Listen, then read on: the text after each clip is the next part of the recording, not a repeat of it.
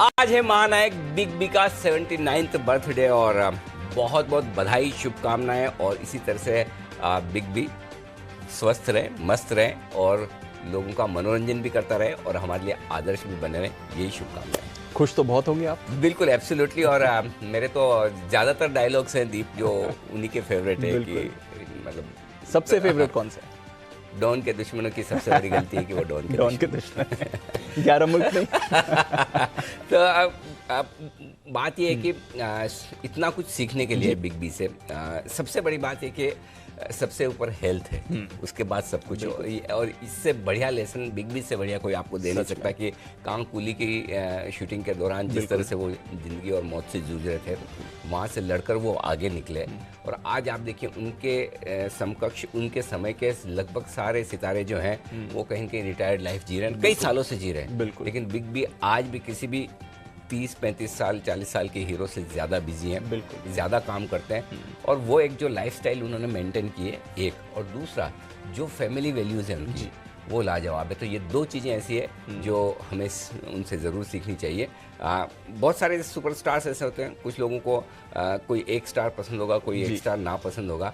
मैं सिर्फ इतना समझता हूँ कि किस में क्या अच्छाइयाँ हैं, हमें वो लेनी चाहिए। और बिग बी से हमें ये सीखना चाहिए कि आपकी पहली इनिंग से ज़्यादा दमदार दूसरी इनिंग होनी चाहिए, और वो लोग याद रखें। तो बहुत कुछ सीखने को है। बिग बी को ढेरों बधाइयाँ, बहुत बहुत शुभकामनाएं दिल से हमारी तरफ से। चलिए, तो हफ्ते की तो शुरुआत दमदार अच्छी खबर के साथ हो रही है और बहुत बहुत शुभकामनाएं बिग बी को।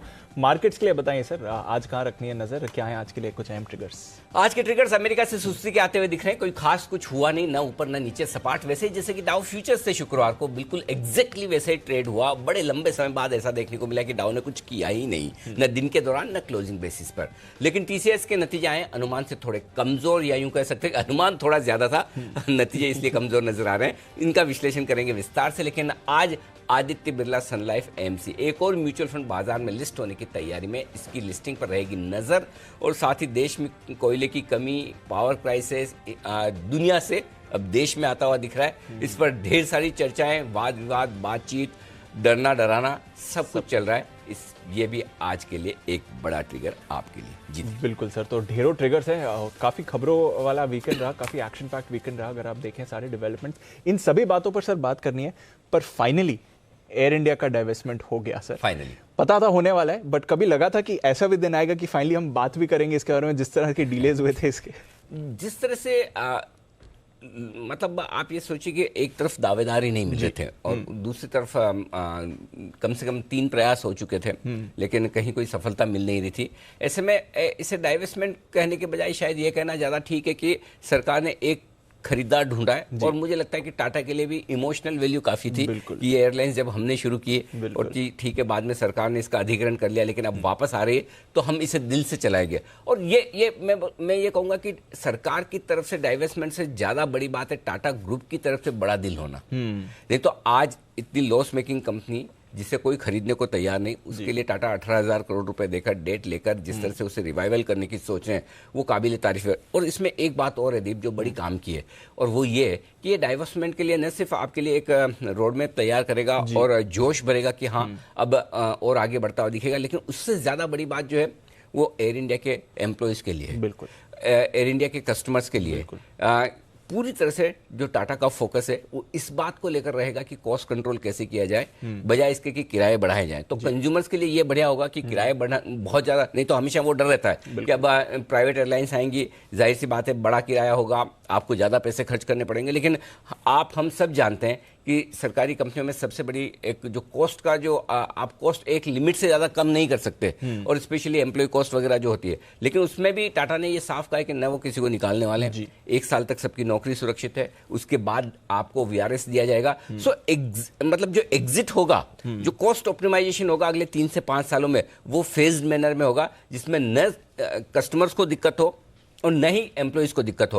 और ये काम सिर्फ टाटा कर सकता था, बिल्कुल, और कोई भी नहीं। सो मेरे ख्याल से ये मतलब टाटा के लिए तो इमोशनल वैल्यू है, लेकिन सरकार के लिए इससे बढ़िया डील मिल ही नहीं सकती। बिकी वही बड़ी बात है जी, बिल्कुल, और वो भी 18,000 करोड़ देकर बिकी है। तो फाइनली मतलब जो हुआ बहुत अच्छा हुआ है, बिल्कुल बहुत अच्छा हुआ फाइनली। और एक और चीज दीप, एक और चीज, एक सबसे बड़ी बात देखिए, एक ट्वीट एक मैसेज, जी।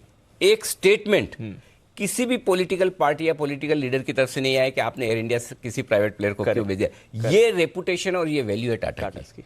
बिल्कुल सर। ये वैल्यू है। नहीं तो ये होता कि आज आप किसी को भी बेच दें, कोई दूसरा कॉर्पोरेट हो, कोई बाहर की कोई कंपनी हो, आप देश की संपत्तियां नीलाम कर रहे हैं, बेच रहे हैं, वो सारे अपने अपने सबके व्यू होते हैं। हाँ। कोई सही है कोई गलत है, हम उसमें नहीं जा रहे। लेकिन सबसे बड़ी बात है कि जो प्राइस सरकार को मिली है और जो बायर सरकार को मिला है, ये मतलब इससे बढ़िया एयर इंडिया के लिए, सरकार के लिए कुछ हो ही नहीं सकता था कि टाटा तैयार हुआ है लेने के लिए। Correct. So I think that is the most important thing for me कि कम से कम एक ऐसी बिना किसी विवाद की डील हुई है सरकारी कंपनी जिसमें सब खुश हैं, कोई भी नाराज नहीं। आप देखिए किसी यूनियन की तरफ से कोई स्टेटमेंट नहीं आया कि सरकार हमारी क्यों बेची। नहीं तो यही आप किसी को बेचने की बात करें, यूनियन तैयार, बिल्कुल करेक्ट, ओपोजिशन पार्टीज तैयार, लेकिन ये डील ऐसी स्मूथ हुई, हेड्स ऑफ, सब खुश हैं, सब खुश हैं। चलिए तो बढ़िया है। तो बाजार भी देखते हैं क्या रिएक्शन देगा। हालांकि ऑफ कोर्स काफी सारे इसमें फैक्टर्स हैं जो ऑलरेडी बाजार को मालूम थे, बट बड़ी खबर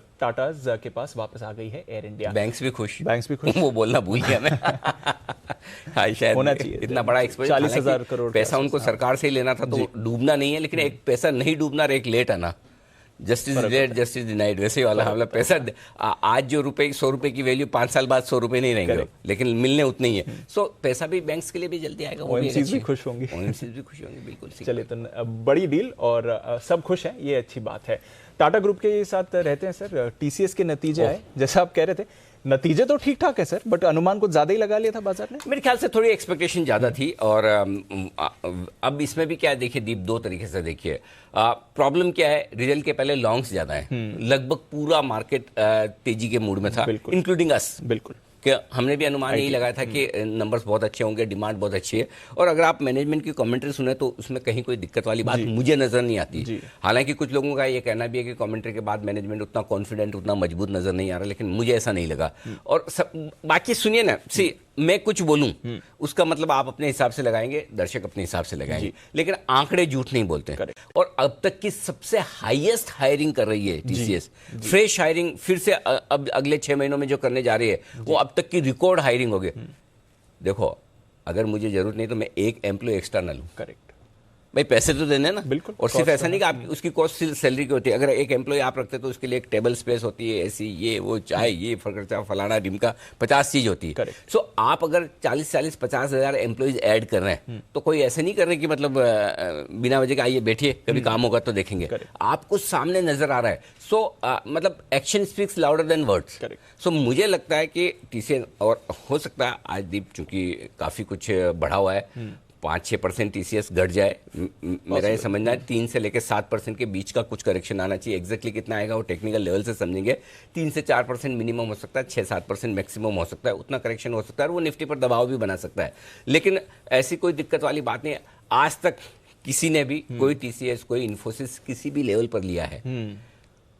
अगर आपकी ताकत है रखने की, बिल्कुल, तो पैसा बनेगा। और इस वक्त तो जो एनवायरमेंट है वो मतलब बहुत ही स्ट्रांग है। सो मेरा ये समझना है 2 चीज, पहला है कोई बात नहीं, आज 4-5% घट जाए, चिंता न करें, आपके पास क्वालिटी, आपने कचरा नहीं खरीदा है, टीसीएस खरीदा है, कॉन्फिडेंस और कंफर्ट रखिए। ट्रेडर्स की बात अपनी जगह अलग हो सकती है, इन्वेस्टर्स को कोई डरने घबराने की जरूरत नहीं। दूसरी बात, अगर आप एक ऐसे इन्वेस्टर है जो वाकई में क्वालिटी स्टॉक खरीदना चाहते हैं, 7-8-10% अगर टीसीएस अगले हफ्ते 2 हफ्ते में गिर जाए तो आपके लिए गोल्डन चांस है फिर से खरीदने का। तो जो इन्वेस्टर्स है उन्हें देखने की जरूरत भी नहीं कि रिजल्ट आया क्या हुआ है। जो ट्रेडर्स है उन्हें अपना रिस्क मैनेजमेंट हमेशा रखना होता है, और इसीलिए रिजल्ट्स के वक्त आपको या तो ऑप्शंस के जरिए हेज करना जरूरी होता है, या जब आप ऑप्शंस फ्यूचर्स में जो पोजीशन लेकर जाते हैं, रिजल्ट की रिस्क हमेशा रहती है। भले रिजल्ट अच्छे हो, रिजल्ट मतलब वही वाली बात है ना, एक्सपेक्टेशन के मुझे लगता है लोगों ने एक्सपेक्टेशन जरूर से ज्यादा बना ली थी। बाकी मुझे रिजल्ट और कमेंट्री में ऐसी कोई खास समस्या नहीं दिखती, लेकिन चूंकि लॉन्ग पोजीशंस बनी है, अनवाइंड होगा। तो डेफिनेटली फिर नजर रखेंगे टीसीएस और बाकी जो आईटी स्टॉक्स है उन पर भी, और मैनेजमेंट से और भी चर्चा करेंगे और जानेंगे आगे की क्या प्लान है। जैसे अनिल जी कह रहे थे, आगे का आउटलुक कैसा है। 12 बजे हमारे साथ मैनेजमेंट जुड़ने वाली है, तो आप भी जरूर हमारे साथ जुड़ें इस बेहतरीन इंटरव्यू के लिए, सुपर एक्सक्लूसिव जी बिजनेस पर। अच्छा सर, अभी तक तो दुनिया भर में बात चल रही थी एनर्जी क्राइसिस की, पर अब तो भारत में भी ये बात करना शुरू हो गया। काफ़ी सारे राज्यों से अपडेट आए, कुछ डिस्कॉम्स भी चिंता जता रही थी। हालांकि कोल मंत्री कह रहे हैं चिंता ना करें, बट फिर भी कुछ समस्या है और कुछ बढ़ा चढ़ाकर। क्योंकि देखिए एक सिंपल सी चीज़, अगर मैं आपको ये कहूँ कल 3 दिन बाद पेट्रोल पंप पे पेट्रोल कम होने लगेगा, तो आप सबसे पहला काम करें मेरा टैंक फुल कर लूँ। यस, ये मानसिकता हमेशा होती है। बिल्कुल। और स्टेट इलेक्ट्रिसिटी बोर्ड भी कोई उससे अलग नहीं है जी। अगर आपको लग रहा है कि भाई पावर शॉर्टेज हो सकती है तो चलिए मैं मेरा पावर पहले ले लूँ। करेक्ट, बिल्कुल। शॉर्टेज तो है दुनिया में, इसमें कोई डाउट नहीं है। यहाँ भी कोयले की थोड़ी बहुत कमी है, इसमें भी कोई डाउट नहीं। लेकिन कोयले का प्रोडक्शन बढ़ाने के लिए कोल इंडिया और बाकी जो सारे कोल प्रोड्यूसर्स है वो पूरे प्रयास कर रहे हैं। मैं एक सिंपल चीज़, ये इसका एक लिमिटेड इम्पैक्ट ऐसे अल्टीमेटली हो सकता है मार्केट पे, कुछ स्टॉक्स पे जहाँ प्रोडक्शन कट हो, थोड़ा बहुत पॉसिबल है। जो स्टॉक्स चाहे वो कोल इंडिया और नेवली लिग्नाइट टाइप के हो, जो स्टॉक हमारे रडार पे हमेशा रहे, वो बढ़ भी सकते हैं।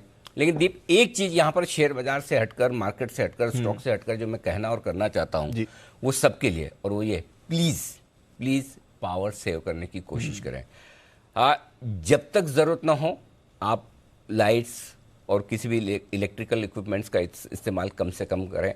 फालतू में पता चला मैं यहाँ बैठ के शो कर रहा हूँ, केबिन में एसी चल रहा है, ये नहीं होना चाहिए। जितना आपके, और अगर हम थोड़ा सा कॉन्शियस एफर्ट करें तो 20% पावर हम सेव कर सकते हैं। और ये 20% पावर किसी इंडस्ट्री के काम आ सकता है, किसी छोटे शहर और गांव में काम आ सकता है। तो प्लीज़ मेरी आप सबसे रिक्वेस्ट है कि जो भी जितना भी कर पाए, हम लिविंग रूम में बैठे हैं, बेडरूम का फैन चल रहा है, लाइट लगी हुई है, बहुत छोटी चीज़ें हैं। लोग एकदम सुपर हॉट गर्म पानी से नहाते हैं, क्या फर्क पड़ता है? 2 दिन कभी ठंडे पानी से भी नहा के देखो, उसका भी मजा अलग है। सो आई थिंक कहाँ आप कर सकते हैं, प्लीज ये देश के लिए आपको करना है और करना चाहिए। तो इससे पहले कि हम क्राइसिस वाली सिचुएशन में जाए, स्पेशली महानगरों में रहने वाले लोग, हमें पावर कट की आदत नहीं जी। हमें सोचा हमारा क्या लेन देन है, जाएगी तो हमारे यहाँ नहीं जाएगी बिजली, ऐसा नहीं। हमारी भी उतनी जिम्मेदारी, इनफैक्ट हमारी ज़्यादा जिम्मेदारी है कि हम, और मैं तो आज आते हुए कह के भी आ रहा था कि भाई जहाँ एक एसी से काम चलता है एक चलाओ, जहाँ लाइट्स 4 कम लगानी है कम लगाओ। तो थोड़ा सा आपकी, हमारी सबकी सामूहिक जिम्मेदारी है कि हम पावर बचाने की कोशिश करें। बिल्कुल सर, तो नजर रहेगी ये स्पेस पर भी। हालांकि सरकार की तरफ से पूरा आश्वासन है, चिंता की बात नहीं है, बट देखते हैं आने वाले दिनों में कैसी रहेगी इसकी सिचुएशन। तो फिर मार्केट की सिचुएशन आज कैसी रहेगी सर? इतने सारे अगर क्यूज एडजस्ट करने हैं तो फिर क्या कहना है? मुझे और कोई चीज़ से दिक्कत नहीं है दीप के, कोई यूएस में सुस्ती है या डाउ फ्यूचर सुबह तो 150 पॉइंट नीचे भी दिख रहा था, उससे मुझे फर्क नहीं पड़ता। 150 पॉइंट मतलब क्या है, मुश्किल से 1 TI%, कोई खास फर्क दिक्कत वाली आधा %। मुझे खाली एक ही चीज़ है, टीसीएस का रिएक्शन क्या होता है। मेरे लिए टीसीएस ज़्यादा इंपॉर्टेंट और हैवी वेट है। सो टीसीएस और अगर आईटी शेयर मिलके खींचे टांग नीचे मार्केट की, निफ्टी की, तो फिर बैंक निफ्टी की आज जिम्मेदारी बनती कि वो आज प्रदर्शन बेहतर करे, जो करना चाहिए। सो मैं 2 ही जगह देख रहा हूँ बैलेंस करने के लिए। 6 स्टॉक अप्रोक्सीमेटली, एग्जैक्ट मुझे याद नहीं, 6 स्टॉक बैंक्स हैं निफ्टी में और 6 स्टॉक की मेरे ख्याल से आईटी है। वेटेज के लिहाज से भी आप लगभग बराबर मान लें, क्योंकि इधर एक तरफ एचडीएफसी बैंक, आईसीआईसीआई, एसबीआई है, थोड़ा वजन इधर है, थोड़ा आईटी का। सो आईटी और बैंक्स के बीच में आज चलना है। सो आईटी तो अपनी कोशिश पूरी करेगा कि नीचे करने की, वो होना ही है। बैंक्स कितनी कोशिश करके 38,000 के ऊपर निकलकर टिक पाते हैं या नहीं कर पाते, वो देखने वाली बात है। सो आज के संकेतों में ग्लोबल संकेत मैंने न्यूट्रल साइड पर रखे हैं, और एक बार ग्लोबल संकेतों की बात कर लें शॉर्ट में, रोजगार के आंकड़े कम आए लगातार दूसरी बार, और काफी कम आए। खुशी की बात है। वही बात है, नौकरी लगे तो भी खुशी की बात, माफ कीजिएगा, ना लगे तो भी खुशी की बात है भाई। अल्टीमेटली अगर ये रोजगार के आंकड़े, तो मुझे नहीं लगता कि नवंबर में फेड सोचेगा ब्याज दरें बढ़ाने के बारे में, टेपर के बारे में, या ऐसा कोई स्ट्रॉन्ग बोल्ड स्टेटमेंट देगा जो बाजार को डिस्टर्ब करे। बिल्कुल डेटा तो नहीं है उनके पास, तो नहीं है। अगर डेटा नहीं है, और बाजार तो यही चाहता है, इसी अल्टीमेटली मार्केट को ये डिसाइड करना है कि इकोनॉमिक रिकवरी चाहिए या आपको सपोर्ट चाहिए, स्टिमुलस पैकेज चाहिए। सो आई थिंक मैंडेट बहुत क्लियर है। रिकवरी तो हमें पता है आज नहीं कल हो जाएगी, मार्केट चलते रहना चाहिए, और मार्केट को फिर ऐसे में टेपरिंग ना हो, लिक्विडिटी ना निकले, ब्याज दरें ना बढ़े, ये बाजार की चाहत है। बिल्कुल। सो इसलिए जब तक जॉब डेटा ढीले हैं तब तक मुझे लगता है कि ग्लोबल मार्केट्स में बहुत चिंता करने की जरूरत। बाकी तो छोटे मोटे करेक्शन रिकवरी के बाद 3 दिन 4 दिन अमेरिका जोर से बढ़ गया तो कहीं तो प्रॉफिट बुकिंग आएगी। करेक्ट, वो वाली चीज है। सो ग्लोबल न्यूट्रल है, एफआईज के और डीआईज के संकेत भी न्यूट्रल हैं। एफएनओ भी न्यूट्रल है, आज 4 न्यूट्रल है दीप। सेंटीमेंट और ट्रेंड अभी भी पॉजिटिव है, कहीं कोई चिंता की बात, पॉजिटिव होना ही चाहिए। लाइफ टाइम हाई पर बंद हुआ है निफ्टी, बिल्कुल अब तक का हाईएस्ट लेवल जो शुक्रवार को हमने क्लोजिंग बेसिस पर देखा है। सेंसेक्स में सेकंड बेस्ट क्लोजिंग हमें मिली है जी। तो चलिए, तो कोई वहां से चिंता की बात नहीं है, थोड़ा उतार चढ़ाव रहेगा। लेवल्स फिर कौन से निकल आएंगे बड़े वाले? 17,800 17,850 तुरंत प्रभाव से सपोर्ट रेंज है आज निफ्टी के लिए। इसके नीचे जाने की संभावना कम, लेकिन 17,700 750 स्ट्रॉन्ग बाय जोन है, जहां पर शॉर्ट कवरिंग और फ्रेश खरीदारी दोनों आपको मिलेगी। ऊपर कितना जा सकते हैं? 17,900 जहां हम बंद हुए, 900 940 के आसपास, क्योंकि मैं उम्मीद ये कर रहा हूं कि थोड़ा नीचे खुलेंगे। 17,850 के आसपास हम खुल सकते हैं, 850 860, और फिर देखेंगे फिर 900 940 आपके लिए हल्की फुल्की रेंज है रुकावट की। इसके पार निकलने के बाद 18,000 18,075 की रेंज होगी, जहां मुनाफा वसूली आ सकती है। ये अंदाज से लेवल दिए, ऊपर के लेवल है नहीं मेरे पास में। बैंक निफ्टी 37,525 37,650 सपोर्ट जोन है। पहला सपोर्ट यही है, अगर बाजार कमजोर खुले तो यहाँ पर बैंक निफ्टी सपोर्ट लेने की कोशिश करेगा। इसके नीचे जाने की संभावना कम है, लेकिन मूड माहौल के साथ अगर नीचे गए तो 37,325 37,450 वो रेंज है, ब्लाइंड बाय जोन जिसे एक तरह से आप कह सकते हैं। यहाँ पर आए तो पक्का शॉर्ट कवरिंग और खरीदारी दोनों ही बैंक निफ्टी में करनी चाहिए। और उसकी वजह यह है कि दीप, बैंक्स के रिजल्ट्स को लेकर मैं बहुत पॉजिटिव में लगातार कह रहा हूँ, और स्पेशली HDFC बैंक यही लीड करेगा रिजल्ट्स के लिहाज से। अगले शनिवार को शायद मेरे ख्याल से आने वाले, मतलब इसी शनिवार, हाँ 4 दिन 5 दिन बाद, तो मेरे ख्याल से ये है वो आपके लिए लीडर जो निचले स्तरों पर आपको खरीदारी करनी चाहिए। ये बड़े जोन आपके लिए निफ्टी बैंक। ऊपर कितना जा सकते हैं? 37,925 38,100 लगातार यही रेंज रोज दे रहे हैं, रोज 38,100 के आसपास आकर प्रॉफिट बुकिंग आती है। इसके पार निकले तो 38,175 38,350 ये वो रेंज है जहां बैंक निफ्टी जाकर रुक जाएगा। ठीक है सर, तो चलिए, ये है आपके लिए बड़े जोन्स, बड़े लेवल्स जो रखने हैं नजर, और स्पेशली बैंक्स पर आज नजर ज्यादा रखनी पड़ेगी। दिन की ट्रेडिंग रेंज क्या रहेगी सर फिर? 17,840 17,940 ये 100 पॉइंट की रेंज दिन की ट्रेडिंग रेंज, और यही रेंज थी शुक्रवार की भी, और वहीं से मैंने उठाई भी है जी, एग्जैक्ट पॉइंट के तौर पर। मीडियम 17,800 से 18,000 ये रहनी चाहिए। ज़्यादा संभावना है कि इसी रेंज में हम काम कर लें। बड़ी रेंज के तौर पर नोट कर रख लें 17,750, और ऊपर का अंदाज से दिया है 18,075, क्योंकि ब्लू स्काई जोन में आप होंगे। 18,000 पार करेंगे तो 50-75 पॉइंट बढ़ सकते हैं, ये अंदाज में लगा रहा हूँ। अब आइए बैंक निफ्टी 37,650 37,925 दिन की छोटी रेंज है। 37,525 38,100 दिन की मीडियम रेंज है। ज़्यादा संभावना है कि इसी रेंज से आप काम चलाएंगे। बड़ी रेंज के तौर पर 37,425 से लेकर 38,350 इस रेंज पर करें आप फोकस। जी ठीक है, तो चलिए, ये है आपके लिए दिन की भी trading range, Nifty bank Nifty दोनों के लिए। डेटा क्या कह रहा है सर? एफआईएस की पोजीशन देखें, पीसीआर से कुछ समझें तो कोई खास नहीं। एफआईएस की लॉन्ग पोजीशन वही 59% है, बदला कुछ नहीं है। पुट कॉल रेशियो कुछ नहीं बदला है, 1.29 का 31 सेम। विक्स 3% नीचे आए, ठीक है, कोई दिक्कत नहीं, तो कुछ भी नहीं बदला है। और नई स्टॉप लॉस बदला है आपके लिए लॉन्ग पोजीशन का। निफ्टी पर जो शुक्रवार को दिया था वही आज भी स्टॉप लॉस है। इंट्राडे 17,750 ट्रिगर नहीं हुआ, क्लोजिंग 17,600 थोड़ा दूर है, वही रहेगा अब भी, ये बदलेगा नहीं। बैंक निफ्टी 37,300 ये इंट्राडे स्टॉप लॉस था शुक्रवार का भी, आज भी दूर है, लेकिन यही रहेगा। क्लोजिंग स्टॉप लॉस जरूर मैंने 37,200 से बढ़ाकर 37,400 किया है, तो 200 पॉइंट क्लोजिंग बेसिस पर बैंक निफ्टी का स्टॉप लॉस ऊपर आया है, तो थोड़ी क्लोजिंग बेसिस पे आपके लिए रिस्क कम हो जाती है। अब आइए शॉर्ट साइड पर, अगर आप शॉर्ट हैं तो इंट्राडे वाला स्टॉप लॉस तो आपका ट्रिगर हो गया। इंट्राडे हमने दिया था कि 17,855 के ऊपर बंद हुआ था निफ्टी, अब तक की बेस्ट क्लोजिंग थी, उसके ऊपर बंद हो 17,860 तो काट लीजिए। आपको काट लेना चाहिए, अगर आप डिसिप्लिन के तौर पर नहीं काटा तो आपकी मर्जी। अब 18,000 रखे, इंट्राडे और क्लोजिंग बेसिस दोनों बेसिस पे 18,000 के पार निकले। हो सकता है टच एंड गो हो सकता है, तो आप 18,025 भी कर सकते हैं। अगर आपको लगता है नहीं टच होके आ गया तो पॉसिबल है, तो आप 18,000 के आसपास जो भी आपको ठीक लगे वो आपका फाइनल स्टॉप लॉस होगा अब निफ्टी के लिए। बैंक निफ्टी के लिए शॉर्ट साइड पर 38,100 का रोज मैं स्टॉप लॉस दे रहा था इंट्राडे।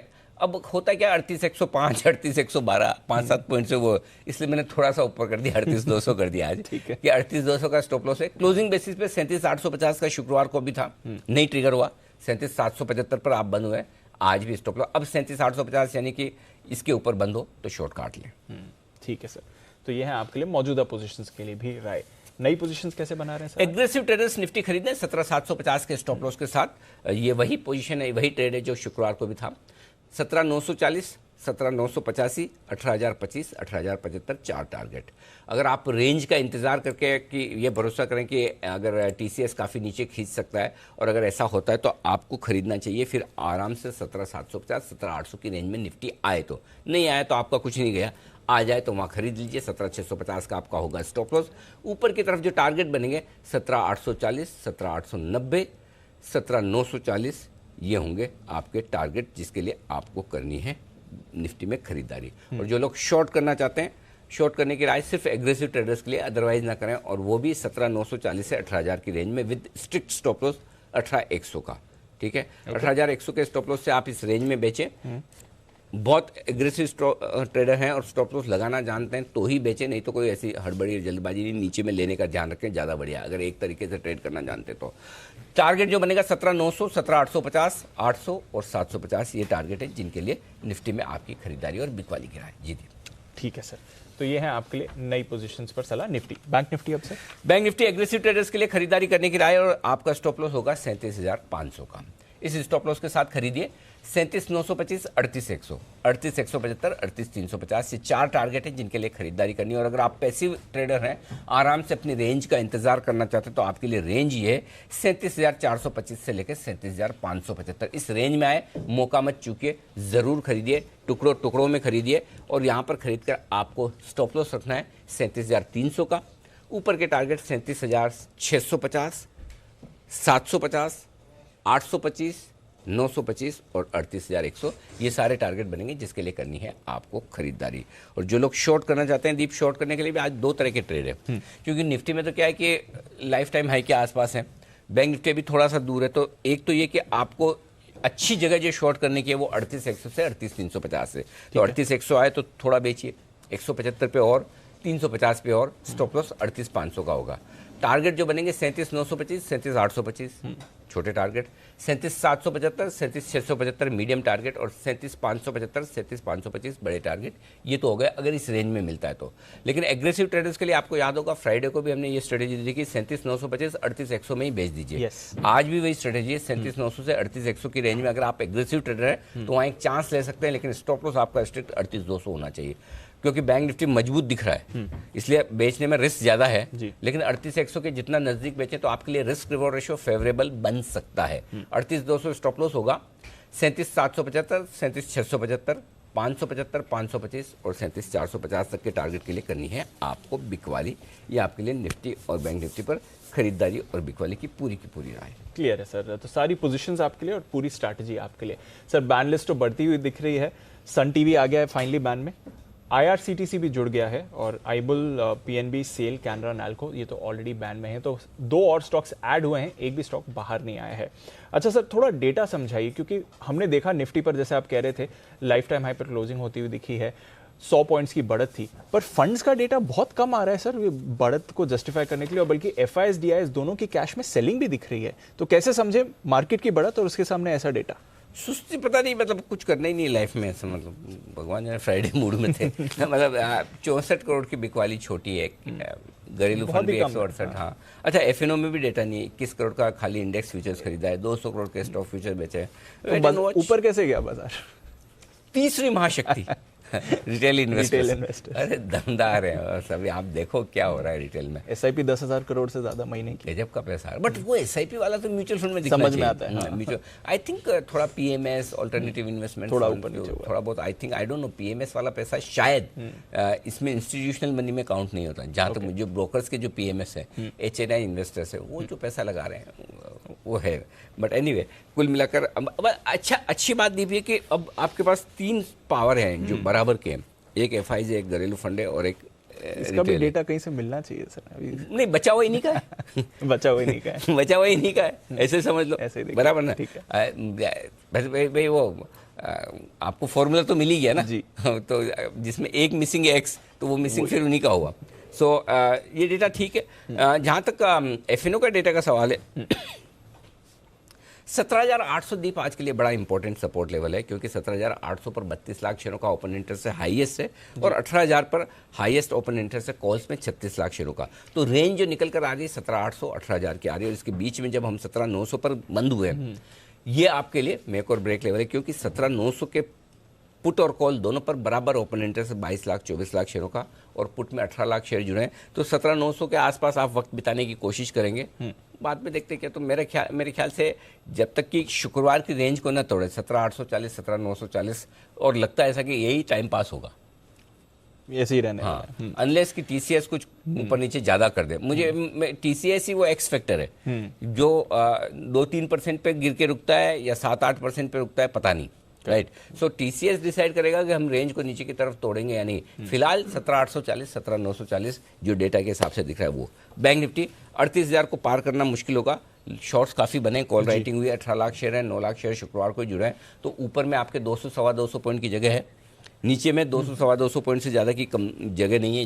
तो वही 37,500 38,000 वही रेंज है। ठीक है सर, तो चलिए पूरा डेटा विश्लेषण आपके लिए और साथ ही इंपॉर्टेंट लेवल्स पर आज नई लिस्टिंग भी होने वाली है सर। आदित्य बिरला सन लाइफ एएमसी, क्या राय है इस पर, कैसी रहेगी लिस्टिंग?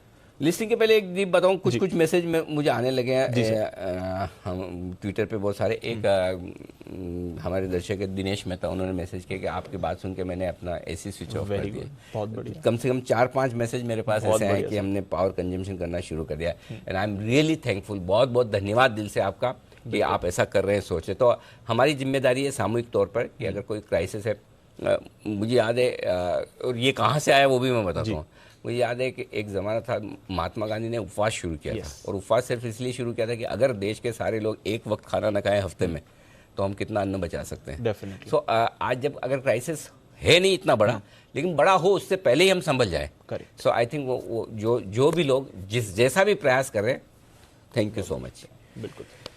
अब लिस्टिंग तो आदित्य बिरला सन लाइफ 712 रुपए की इशू प्राइस थी और 5 गुना के आसपास भरा था। और हमारी राय ये थी कि लंबे समय के लिए इस आईपीओ में पैसा लगाएं, शॉर्ट टर्म के लिए नहीं, और वही राय अब भी बरकरार है। 725 से 775 रुपए की रेंज में कहीं न कहीं ये इशू लिस्ट होना चाहिए। ये पोर्टफोलियो स्टॉक है, स्टॉप लॉस लगाने की राय नहीं है, क्योंकि मैंने लॉन्ग टर्म के लिए दिया। कमोवेश इसमें जो मुझे दिख रहा है दीप, ये वैसा ही होगा जैसा यूटीआई म्यूचुअल फंड में होता है। लिस्टिंग सुस्त, उसके बाद रेंज बाउंड काफ़ी समय तक वहीं वक्त बिताने के बाद इनिशियल सप्लाई जिनको आनी है वो दे जाए, जिनको खरीदना है वो खरीद ले, और उसके बाद इस स्टॉक की परफॉर्मेंस आएगी। तो अगर आप साल के 20% 25% रिटर्न से संतुष्ट है, तो ये स्टॉक है जो आपके पोर्टफोलियो में होना चाहिए। दूसरे लिस्टेड प्लेयर्स के मुकाबले में कुछ पैरामीटर्स पे थोड़ा सस्ता है जी, कुछ पैरामीटर्स पे साइज के लिहाज से आपको ये लगेगा कि नहीं बेहतर ऑप्शन अवेलेबल है।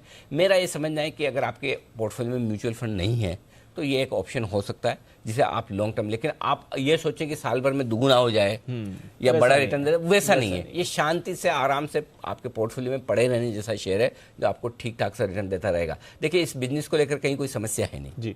म्यूचुअल फंड आप खुद कह रहे हैं अभी 10,000 करोड़ की एसआईपी हर महीने आने लगी है, फंड्स आएगा, और अभी तो 4-5 करोड़ इन्वेस्टर आए हैं बाजार में, 70-75 करोड़ आने बाकी है।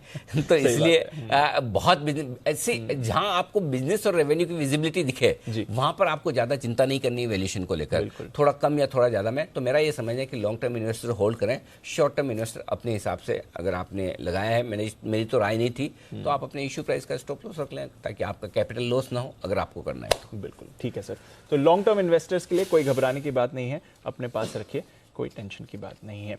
तो चलिए ये है आपके लिए आज की पूरी स्ट्रैटेजी और लिस्टिंग पर भी अनिल जी की सलाह। पर ढेरों खबरें भी हैं, ओवर द वीकेंड नतीजों का भी सीजन हो गया शुरू। आइए जानते हैं इसके बारे में। मानसी, वरुण, देवांशी और साथ ही आशीष हमारे साथ हैं तैयार। मानसी गुड मॉर्निंग, बताएं आज की ट्रिगर्स कौन से हैं? Good morning Deepanshu. शुरुआत आज के नतीजों से करने जा रही हूँ। वायदा बाजार में डेल्टा कॉर्प के नंबर्स बाजार बंद होने के बाद आते हुए दिखेंगे। कैश स्पेस की कंपनियों के नंबर्स भी आज Krishna diagnostic, Ramakrishna forgings company के नतीजों के साथ डिविडेंड पर भी बैठक होगी। साथ ही टाटा मेटलिक्स के नंबर्स भी आते हुए दिखेंगे। एक अलर्ट है टिनप्लेट, जो कि आज कंपनी की नतीजों पर बैठक होने वाली थी, वो फर्दर ऑर्डर्स तक टल गई है, तो इस पर नजर रखें। एनएसई डॉलर रुपए का वीकली फ्यूचर्स कॉन्ट्रैक्ट लॉन्च करने जा रही है।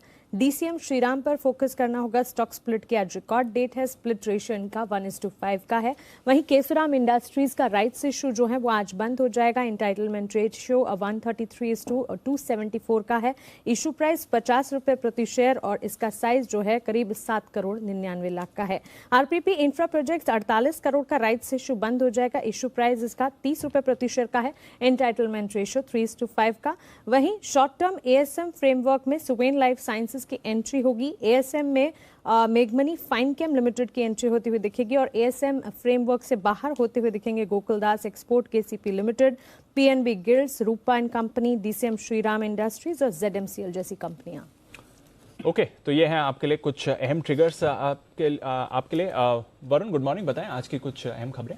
गुड मॉर्निंग दीप। तो अहम खबरों में सबसे पहले तो रिलायंस इंडस्ट्रीज और एसडब्ल्यू सोलार यानी कि स्टर्लिंग एंड विल्सन सोलार यहाँ पे नजर रखेगा, क्योंकि एसडब्ल्यू सोलार में Reliance industries Reliance new energy solar limited करीब 40% के आसपास का हिस्सेदारी जो है वो खरीदने वाली है। प्रेफरेंस शेयर्स, इक्विटी और ओपन ऑफर के जरिए शेयर्स खरीदने वाले हैं। 375 रुपीज़ प्रति शेयर के भाव पे 2.93 करोड़ इक्विटी शेयर जो है उसका प्रेफरेंशियल अलॉटमेंट होगा। इसके अलावा एसडब्ल्यू सोलार के शेयर होल्डर्स को 375 रुपीज़ प्रति शेयर के भाव पे 26% के आसपास का ओपन ऑफर दिया जाएगा और प्रमोटर्स से भी 375 प्रति शेयर के भाव पे 1.84 करोड़ इक्विटी जो है उसको खरीदी जाएगी। इसके अलावा रिलायंस की subsidiary Reliance new energy solar limited ने आरईसी सोलार होल्डिंग्स का भी अधिग्रहण किया है। करीब 77.1 करोड़ डॉलर में यह अधिग्रहण जो है वो किया गया है। एंटरप्राइज वैल्यू बता रहा हूँ मैं, 77.1 करोड़ डॉलर। वहीं वो कार्ड यहाँ पे नजर रखेगा। हमने आपको फ्राइडे को खबर बताई थी कि ये कंपनी करीब 10% के आसपास का हिस्सा जो है वो सीरम इंस्टीट्यूट को बेच रही है। दरअसल कंपनी ने कहा है कि लगातार ये फंड जुटाने के विकल्प तलाशती रहती है और फिलहाल हिस्सा बिकवाली की जो खबरें हैं वो शुरुआती दौर में है। तो यानी कि कंपनी ने ये क्लैरिफाई किया कि शुरुआती दौर में है ये, और हमने भी आपको यही बताया था कि इनिशियल स्टेजेस में ये बातचीत, और आगे जाके कंपनी अगर ये बातचीत पूरी करती है तो उसका अलग से डिस्क्लोजर देगी। वहीं टाटा ग्रुप कंपनीज पे नजर रखेगा और साथ ही साथ एविएशन स्टॉक्स पे भी नजर रखेगा, क्योंकि टाटा सन्स ने एयर इंडिया को, अब जो कमान है एयर इंडिया की वो टाटा सन्स के हाथ में है। यहाँ सबसे ज़्यादा बोली लगाई है टाटा सन्स ने एयर इंडिया के लिए, करीब 18,000 करोड़ की बोली जीती है। टाटा सन्स 2700 करोड़ जो कैश है वो पेमेंट करेगी और 15,300 करोड़ के आसपास का जो कर्ज है वो टाटा सन्स लेगा। दिसंबर तक की डील जो है वो पूरी होने वाली है, इसका उम्मीद लगाई जा रही है। नॉन कोर लैंड और नॉन कोर एसेट्स जो है वो इस पूरे डील से बाहर रखा गया है। इसके अलावा इस कंपनी के जो कर्मचारी है उनका भी ध्यान रखा जाएगा। कर्मचारियों को नौकरी और सुविधा जो है वो बरकरार रहने वाली है। तो इस तरह की ये जो पूरी डील है वो हुई है। तो टाटा ग्रुप कंपनीज और साथ ही साथ जो एविएशन कंपनीज है वहां आपको फोकस करना चाहिए। इसके अलावा टाटा मोटर्स को भी अपने रडार पर रखेगा, क्योंकि JLR के जो Q2 का अपडेट आया है और यहाँ पे रिटेल बिक्री जो है उसमें करीब 18.4% की गिरावट है।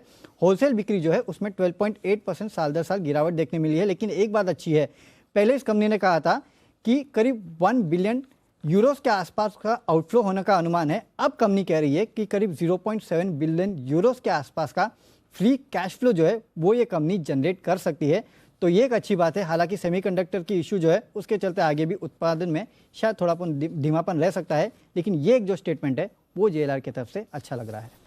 बिल्कुल, तो टाटा मोटर्स जबरदस्त एक्शन में भी रहा है और बढ़िया अपडेट भी आ रहा है JLR की तरफ से। देवांशी, गुड मॉर्निंग, बताएं आपके पास कौन सी खबरें हैं? Good morning Deepanshu. आज आप देखिए काफी सारे बिजनेस अपडेट्स आते हुए दिख रहे हैं लगातार। इक्विटा स्मॉल फाइनेंस बैंक यहाँ पे भी दूसरी तिमाही के बिजनेस अपडेट्स आए हैं, जहाँ पे ग्रॉस एडवांसेस में शानदार बढ़त हुई है 13% तक की सालाना आधार पर, और साथ ही 6% क्वार्टर ऑन क्वार्टर बेसिस पर बढ़त होती हुई दिखी है। डिस्बर्समेंट्स भी इस बार 65% तक बढ़ते हुए दिखे हैं।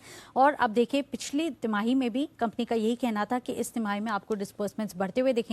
करीब 150% क्वार्टर ऑन क्वार्टर बेसिस पर डिस्बर्समेंट्स बढ़े हैं। कुल डिपॉजिट्स 40% तक बढ़ते हुए दिखे हैं। साथ ही इक्विटास होल्डिंग और इक्विटास स्मॉल फाइनेंस बैंक के मर्जर के मामले में सेबी से उनको राहत मिली है। जो प्रमोटर्स के मिनिमम प्रमोटर की जो लॉक इन होल्डिंग होती है इसको लेके उनको राहत मिलती हुई दिखी है। बंधन बैंक यहाँ पे भी Q2 के अपडेट्स हैं, जहाँ पे लोन्स एंड एडवांसेस इस बार 7% तक YOY बेसिस पर बढ़ते हुए दिखे हैं।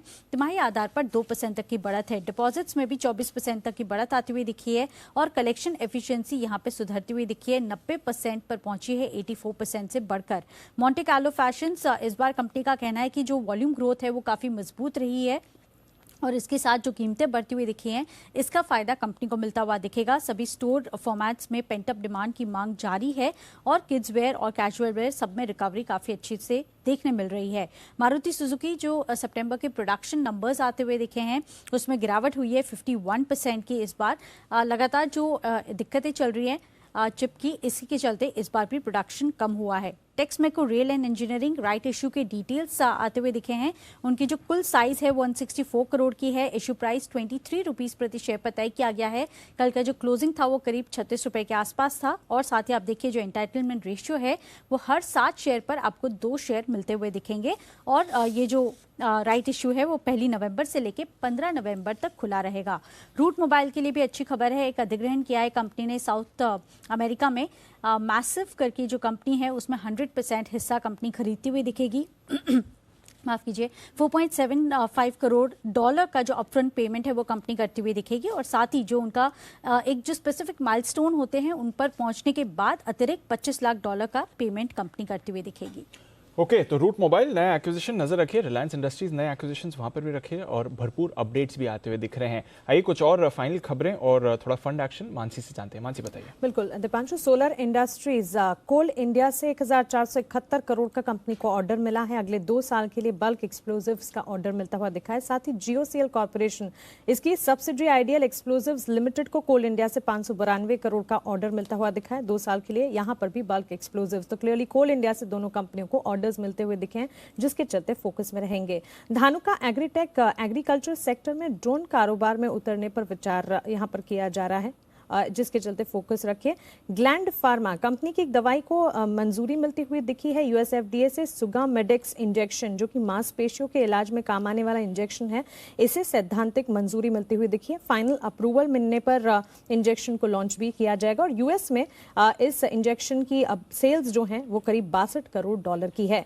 केवल किरण क्लोथिंग 28 अक्टूबर को नतीजों के साथ बोनस शेयर जारी करने पर एक बोर्ड बैठक होगी। और बल्क डील नजारा technologies WHVEAM international small cap equity fund ने करीब 2.25 लाख शेयर यानी कि 0.71% स्टेक 3011 रुपए और 27 पैसे प्रति शेयर के दाम पर खरीदे हैं।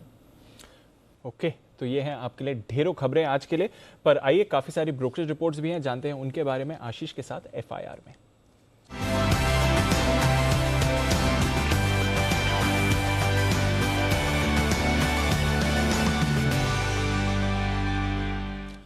मॉर्निंग आशीष, बताइए क्या कह रही हैं रिपोर्ट्स। Good morning Deepanshu. देखिए नतीजों के बाद टीसीएस पर ढेर सारी रिपोर्ट्स हैं। नतीजे तो कमजोर देखने को मिले और ब्रोकरेज हाउस भी ये कह रहे हैं कि मार्जिन्स के बल पर आप देखें या फिर रेवेन्यू के हिसाब से आप देखें तो नतीजे अनुमान से कमजोर है। लेकिन सरप्राइजिंगली किसी ने भी जो टारगेट प्राइस है इसे कट नहीं किया। इनफैक्ट 2 ब्रोकरेज हाउस ऐसे हैं जिन्होंने टारगेट प्राइस इंक्रीज किया। सबसे पहले आप देखिए JP मॉर्गन, इन्होंने जो लक्ष्य है वो 4200 से बढ़ाकर 4400 रुपये कर दिया है। वहीं अगर आप देखें तो क्रेडिट स्विस इन्होंने आउट परफॉर्म की रेटिंग को बरकरार रखा है। 3936 रुपये से लक्ष्य को बढ़ाकर 4550 का कर दिया है। CLA से आउट परफॉर्म की रेटिंग दे रहे हैं 4050 रुपये के लक्ष्य लिए। UBS ने न्यूट्रल की राय दी है, 4180 रुपये का लक्ष्य दिया है। गोल्डमैन सैक्स भी खरीदारी की राय दे रहे हैं, यानी आगे का आउटलुक जो है ब्रोकरेज हाउस को अच्छा लग रहा है। इसके अलावा टाटा मोटर्स यहाँ पर जो इनके अपडेट्स आए इसके बाद मॉर्गन स्टैनली की तरफ से रिपोर्ट आई है। ओवरवेट की रेटिंग को बरकरार रखा है। 448 रुपये के लक्ष्य के लिए 380 के आसपास की शुक्रवार की क्लोजिंग है। और ये मान रहे कि जो सेल्स के आंकड़े हैं वो थोड़े से कमजोर है। हालांकि मैनेजमेंट ने पहली गाइडेंस दे दी कि कमजोर आंकड़े देखने को मिलेंगे, लेकिन इन्हें चिंता हो रही है कि जो चिप की शॉर्टेज है इससे आगे जाकर कंपनी के जो प्रोडक्शन है, बिक्री है, यहाँ पर थोड़ा असर देखने को मिलेगा। मदरसन सुमी इन्होंने चाइनीज एक कंपनी का अधिग्रहण किया था जो कि एरोस्पेस पार्ट्स बनाती है। तो इसके बाद ब्रोकरेज हाउस की तरफ से रिपोर्ट आई है। 2 रिपोर्ट्स और दोनों एक दूसरे से एकदम विपरीत है। नोमेरा खरीदारी किराए दे रहे हैं, करीब 280 रुपये का लक्ष्य दिया है। वहीं सिटी अगर आप देखें तो बिकवाली किराए को बरकरार रखे 215 रुपये के लक्ष्य के लिए। और अंत में रिलायंस इंडस्ट्रीज यहाँ पर नजर रखी। जेफरीज की तरफ से काफी बढ़िया रिपोर्ट आई है जहाँ पर खरीदारी किराए को बरकरार रखा है और लक्ष्य में अच्छी बढ़ोतरी की है। 2580 रुपये से लक्ष्य को बढ़ाकर 3050 रुपये कर दिया है। 2672 की जो है शुक्रवार की क्लोजिंग है। वहीं मॉर्गन स्टैनली आप देखें तो ये भी स्टॉक पर बुलिश ही नजर आ रहे हैं क्योंकि ओवरवेट की रेटिंग को बरकरार रखा है 2950 के लक्ष्य के लिए। ओके, तो ये है आपके लिए सारी की सारी ब्रोकरेज रिपोर्ट्स। मतलब टीसीएस पर इनफैक्ट अपग्रेड आए हैं। हाँ सर, भरोसा बना हुआ है, किसी को बेचना ही नहीं है। रिजल्ट अच्छे आए तो खरीदना है, खराब आए तो नीचे में खरीदना है। करेक्ट। तो देखते हैं आज टीसीएस कहाँ खुलता है और उसके बाद क्या कुछ एक्शन होता है। लेकिन एक्शन के लिए तैयार है हमारे सारे एक्सपर्ट्स। वक्त है पिक ऑफ द वीक का, इस हफ्ते का शेयर।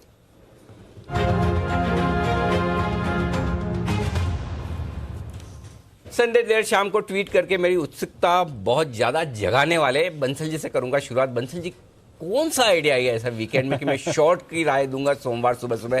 क्या है, क्यों है, बताइए।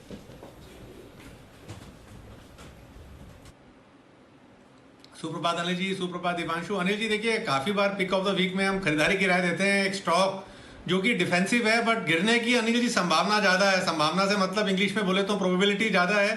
स्टॉक है आईसीआईसीआई प्रूडेंशियल लाइफ इंश्योरेंस, इस पे बिकवाली की राय है 683 683 का स्टॉप लॉस है, 628 628 के टारगेट के लिए आईसीआईसीआई प्रूडेंशियल है मेरा पिक ऑफ द वीक। बिकवाली की राय है यहाँ पर। आईसीआईसीआई प्रूडेंशियल लाइफ 660 पर बंद हुआ है। ये शुभ मुहूर्त किया है बेचने के साथ आज बंसल जी ने। कुणाल जी, आप बंसल जी के साथ हैं या आपको खरीदना है कुछ?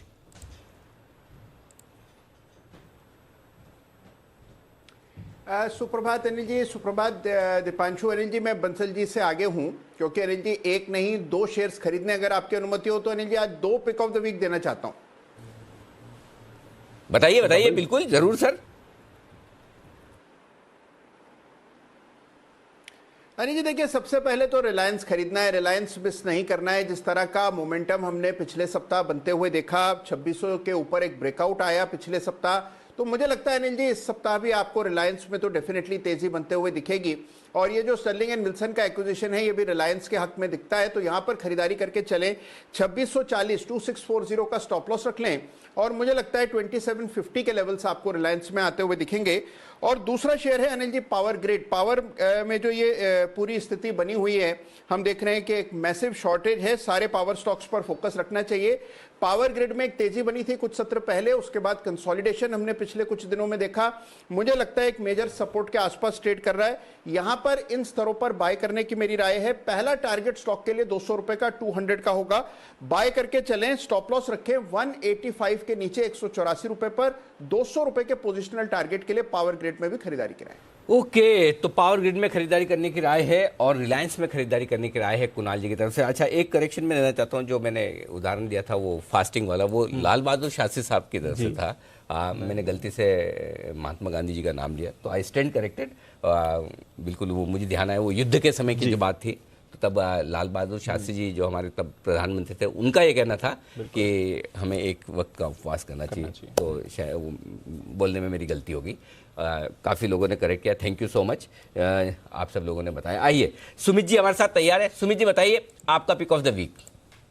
Good morning Anil ji, good morning Anil ji. Pick of the week के तौर पे मेरे पास जो स्टॉक है वो है बालकृष्ण इंडस्ट्रीज। बालकृष्ण इंडस्ट्रीज के अंदर एक अच्छी तेजी देखने को मिली। एक तेजी के बाद छोटा सा फॉल आया लास्ट 5-7 दिनों में, और अब ये स्टॉक यहां से वापस ऊपर का मूव दिखाने को तैयार है। तो इस हफ्ते के लिए बालकृष्ण इंडस्ट्रीज में 2570 के आसपास खरीदारी करें। कल का क्लोजिंग 2578 था, बिल्कुल खरीदारी कर सकते हैं। नीचे में 2510 का इसके अंदर स्टॉप लॉस लगाना है। ऊपर में पहला टारगेट बनेगा 2640 और दूसरा टारगेट बनेगा 2700 रुपए का।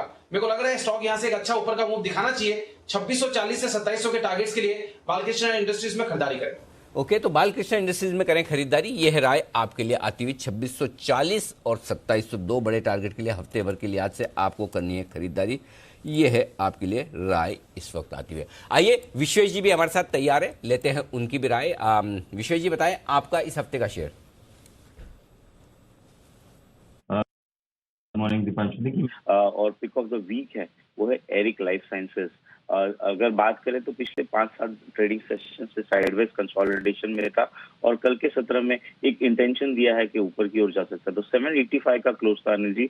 मुझे लगता है यहाँ पे 750 के स्टॉप लॉस से खरीदारी करनी चाहिए और आने वाले कुछ दिनों में 950 तक के टारगेट एक्सपेक्ट कर सकते हैं। ओके, 950 के टारगेट्स के लिए खरीदारी करनी है एरिस लाइफ साइंसेस। ये है काउंटर जो पसंद आ रहा है विश्वेश जी को। टाटा मोटर्स क्या करना है इसमें, क्योंकि जेएलआर की तरफ से तो आए हैं दमदार अपडेट्स। सुमित जी, टाटा मोटर्स पर बताएं, पिछले हफ्ते और स्पेशली पिछले हफ्ते की लास्ट 2 दिनों की जो दमदार तेजी थी, उसके बाद अब टाटा मोटर्स पे क्या राय है? इजीली ये थमने वाला नहीं है। स्टॉक के अंदर ब्रेकआउट है और बहुत लंबे समय के बाद स्टॉक ऐसे मूव दिखा रहा है। मेरे को लग रहा है टाटा मोटर जल्दी आने वाले दिनों में 400 का लेवल क्रॉस करेगा। छोटा मोटा अगर कोई भी डिप आता है टाटा मोटर में तो खरीदारी करें। नीचे में 360 350 के आसपास का सपोर्ट है, ऊपर में 400 का पहला टारगेट है। जैसे ही 400 का लेवल निकलता है तो 425 रुपए तक के लेवल आने वाले दिनों में फिर टाटा मोटर में देखने को मिल सकता है। ओके, तो यह है आपके लिए टाटा मोटर्स। नजर रखिएगा इस काउंटर पर, एक बड़ा ब्रेकआउट आते हुए दिखा है और अब यहां से किस तरह की चाल रहेगी ये भी इंपॉर्टेंट रहेगा काउंटर के लिए। वॉकहार्ट, पिछले हफ्ते हमने फ्राइडे को आपको एक्सक्लूसिव खबर बताई थी कि सीरम इंस्टीट्यूट कंपनी में 10% हिस्सेदारी खरीदने की तैयारी में है। बातें अभी शुरू हुई हैं और कंपनी की तरफ से भी यही सफाई आती हुई दिखी है कि वो लगातार फंड जुटाने के विकल्प तलाशती रहती हैं। हिस्सा बिक्री की खबरें शुरुआती दौर में है, ये कंपनी ने भी कहा है। फिलहाल इतना ही अपडेट है, जब भी कोई फैसला लेंगे बताएंगे। तो डिनाई नहीं करिए, बल्कि एक तरह से कंपनी ने भी कहा है कि वो भी फंड रेजिंग की तरफ मूव कर रहे हैं। वॉकहार्ट, बंसल जी, इसके चार्ट पर राय दें। फ्राइडे की अच्छी तेजी के बाद अब क्या राय बनती है इस पर?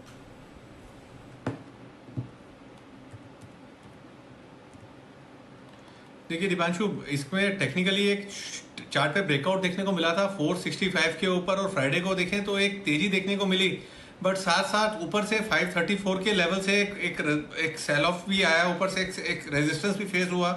टेक्निकल स्ट्रक्चर अच्छा है, बाय ऑन डिक्लाइन वाला स्टॉक है। नीचे में 485 490 के लेवल्स के अराउंड खरीदारी की राय होगी। जिनके पास है दीपांशु होल्ड करें, और ऊपर में 535 एक हर्डल है। ये लेवल जब टूटेंगे तब एक बड़ा वाला मोमेंटम ऊपर की तरफ देखने को मिलेगा। ओके, तो यह है आपके लिए वॉकहार्ट। नजर रखिए, हमारी एक्सक्लूसिव खबर थी पिछले हफ्ते इस कंपनी को लेकर।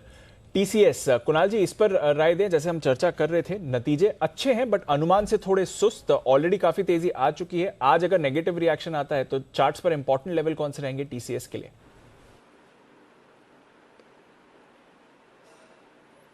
देखिए, सबसे पहले तो दीपांशु 4000 का स्तर है, 4000 एक साइकोलॉजिकल लेवल भी है, और साथ में चार्ट्स पर भी देखें तो एक स्टिफ रेजिस्टेंस 4000 के आसपास दिखती है। तो मुझे लगता है कि देखिए, जब तक 4000 पार ना हो नई खरीदारी ना करें। अगर पहले की खरीद की हुई है तो 3750 का स्टॉप लॉस रखें, ये मेक और ब्रेक लेवल है। 3750 के नीचे अगर टीसीएस फिसल जाता है तो यहाँ एक डबल टॉप पैटर्न का निर्माण होगा, और उसके बाद फिर आपको और गिरावट देखने को मिलेगी। तो 3750 4000 ये बैंड है जिसमें मुझे लगता है टीसीएस को ट्रेड करना चाहिए। ओके, तो ये है आपके लिए टीसीएस। देखते हैं चार्ट्स पर किस तरह का एक्शन रहता है, बट खबर नतीजे ठीक ठाक आए हैं, थोड़े अनुमान से आप कह सकते हैं कम रहे हैं। बंधन बैंक, इसके भी अपडेट्स आते हुए दिखे हैं। विश्वेश जी, इसके चार्ट्स पर राय दें। पिछले हफ्ते बंधन बैंक भी काफी एक्टिव रहा और इनका अपडेट भी अच्छे आते हुए दिखाए। इस हफ्ते के लिए इंपॉर्टेंट लेवल्स क्या रहेंगे? देखिए दीपांशु, बंधन बैंक का पिछला वीक मेरे हिसाब से काबिले तारीफ था, और नोबडी, एटलीस्ट मैं एक्सपेक्ट नहीं कर रहा था कि 280 वाला बंधन बैंक 346 तक गिरेगा। मुझे लगता है 360 यहाँ पे एक बहुत क्रिटिकल लेवल होना चाहिए, जिसके ऊपर अगला लेवल सीधा 400 तक का दिखता है। तो 360 अगर ये वीक में क्लोज होता है तो मुझे लगता है 380 तक, और उसके बाद में 400 तक के लेवल दिख सकते हैं। ये है आपके लिए बंधन बैंक पर राय। आइए, जैन साहब भी हमारे साथ है तैयार। जैन साहब का स्वागत है। गुड मॉर्निंग जैन साहब, बताएं इस हफ्ते का शेयर। बिल्कुल Anil ji, very good morning जी, बताएं सर। पहले अगले हफ्ते में जो दिया, या मैंने एक तो फेडरल बैंक दिया था इंट्राडे एफएनओ पिक के तौर पे, फिर जेके टायर्स दिया था मैंने कैश मार्केट की इंट्राडे पिक के तौर पे, एंड्योरेंस टेक्नोलॉजीज दिया था पोजिशनल पिक के तौर पे, और Lux industries long term pick के तौर पे। तो ये 4 स्टॉक्स हो गए बाजार अगले हफ्ते में, मैंने जो फ्राइडे इवनिंग शो में बोला और बताया था। अब जो आज मैं जो स्टॉक्स देने जा रहा हूं, जो पिक्स ऑफ द वीक के लिए है, उसमें मुझे ऐसा लगता है कि टायर और सीएट टायर पे ध्यान दिया जा सकता है, और फर्टिलाइजर्स में भी माहौल बना हुआ है तो Coromandel fertilizer, and last but not the least plywood की कंपनी है ग्रीनलैंड इंडस्ट्रीज। सो 4 स्टॉक हो गए, Apollo, CEAT, Coromandel and Greenland. Apollo, एक बार वापस बोलो जैन साहब। Apollo tyre, CEAT, Apollo tyres, CEAT limited, Coromandel fertilizer and Greenland. Okay, 4 stock है इस हफ्ते के लिए। ये है जैन साहब को पसंद, और 4 ही स्टॉक जैन साहब ने पहले भी दिए हैं वीकेंड वाले सेशन में।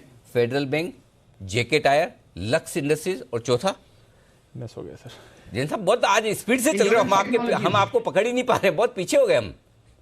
Endurance technologies Anil ji. हाँ, एंड्योरेंस टेक्नोलॉजी क्या हमारी, क्या वीकेंड पे बहुत सारी खबरें आती हैं तो हमारी वो मेमोरी भरी हुई है एकदम पूरी, मतलब जगह कम खाली है। तो चलिए, ये 4 स्टॉक वीकेंड वाले और 4 स्टॉक आज के लिए जैन साहब को है पसंद। डेल्टा कॉर्प आज नतीजे पेश करेगा। नतीजों के पहले कोई एक्शन करना है तो बताइए बंसल जी।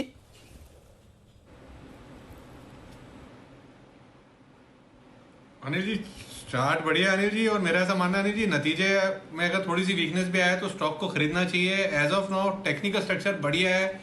262 नीचे में 262 एक अहम सपोर्ट है। जब तक स्टॉक इसके ऊपर है, ऑल इज वेल, खरीदारी की राय है। और ये स्टॉक अनिल जी 300 की तरफ जा रहा है, 300 की तरफ जा रहा है। अब वो देखना ये है कि 300 के लेवल्स ये मेरे और कुणाल जी के गोवा पहुंचने से पहले लगाता है कि बाद में लगाता है, सिर्फ यही एक क्वेश्चन मार्क है। स्टॉक 300 की तरफ जा रहा है, गिरावट पे निवेश की राय होगी।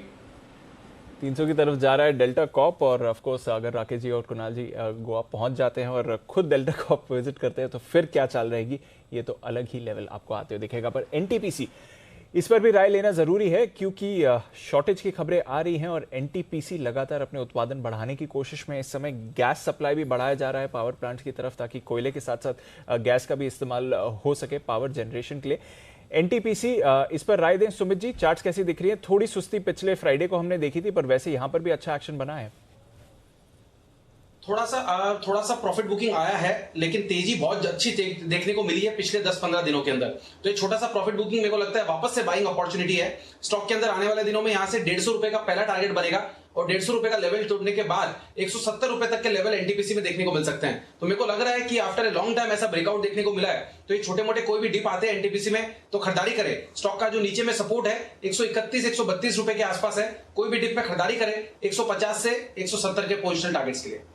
ओके, तो यह है आपके लिए एनटीपीसी। जैन साहब, ये जो पावर क्राइसिस की बात हो रही है, स्पॉट मार्केट में पावर के दाम वापस उछलकर आ रहे हैं, 13 रुपए 15 रुपए तक के कॉन्ट्रैक्ट्स की बात चल रही है, क्या राय बनती है सर? और आईईएक्स ऑलरेडी बड़ा ब्रेकआउट आ चुका है, पर इस तरह से अगर स्पॉट ट्रेडिंग और बढ़ेगी तो आईईएक्स का क्या होगा?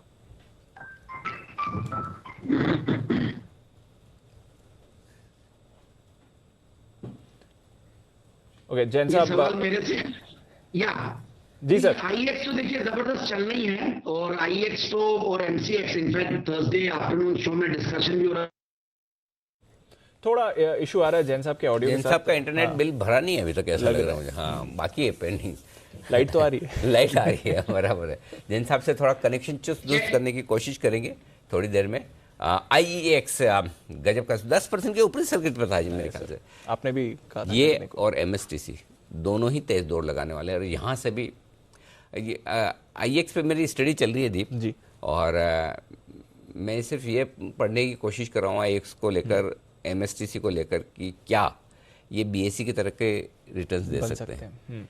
और क्योंकि जो पावर वाला मामला है ना वो बहुत बड़ा है, जो पावर की ट्रेडिंग अब आईएक्स पर होगी और इसकी पायलट रन एमएसटीसी करने जा रहा है। अच्छा, हाँ, ओके। सो एमएसटीसी का भी यही काम है बेसिकली, और आईएक्स पर सारे ट्रेड सेटल होंगे।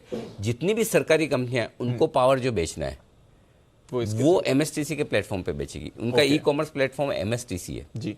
सो और 80% उन्हें एमएसटीसी पे बेचना है, 20% वो किसी भी और प्लेटफॉर्म पे बेच सकती है ताकि एमएसटीसी को वो काम मिले। सो मेरे ख्याल से एमएसटीसी के लिए भी गेम चेंजर है, आईएक्स के लिए गेम चेंजर है, और पावर का जो ट्रेड होगा वो शायद मतलब कमोडिटीज और दूसरे के मुकाबले में कहीं बहुत बड़ा होगा, 3 गुना 4 गुना 6 गुना भी बड़ा हो सकता है। सो आई थिंक ये दो स्टॉक की बहुत तगड़ी री रेटिंग हो सकती है। एमएसटीसी की री रेटिंग ठीक उसी तरह से हो सकती है जैसे आपने आईआरसीटीसी की देखी है कि अगर गवर्नमेंट की कंपनी है, गवर्नेंस इशू नहीं है, ई कॉमर्स कंपनी नए जमाने का बिजनेस है, मोनोपोली है, तो आप सोच सकते हैं क्या कुछ हो सकता है। तो हम अभी इन दोनों कंपनियों पर पढ़ाई कर रहा हूं मैं थोड़ा, लेकिन इनिशियल जो मुझे सिग्नल्स मिल रहे हैं वो ऐसा लग रहा है कि ये दोनों स्टॉक यहाँ से दुगुना होने की ताकत रखते हैं। वाह, यहाँ से भी ऑलरेडी दोगुना हो चुका है, यहाँ से भी हाँ, क्योंकि इनके लिए बड़ा गेम चेंजर हो सकता है ये पावर वाला। लेकिन मैं पूरी पढ़ाई करना चाहता हूँ। इनिशियल सिग्नल ये मिल रहे हैं, तो और ये बताने के पीछे रीजन भी है कि जिन लोगों के पास है वो बेचने की हड़बड़ी और जल्दबाजी ना करें, ताकि ये ऐसा बहुत बढ़िया खबर भी आ गई है बेच देना, ये रखना चाहिए। ठीक है, तो ये है आपके लिए आईईएक्स। नजर रखिए इस पर, एमसीएक्स पर भी नजर रखिए। एक बार जरा चार्ट्स पर भी ले लेते हैं राय आईईएक्स भी। सुमित जी बताएं सर, 700 का लेवल तो छू लिया था फ्राइडे को, अब क्या चाल रहेगी आईईएक्स की? आईएक्स के अंदर होल्ड करें पोजीशंस, यहां से स्टॉक एक अच्छा अपसाइड मूव अभी और दिखाएगा।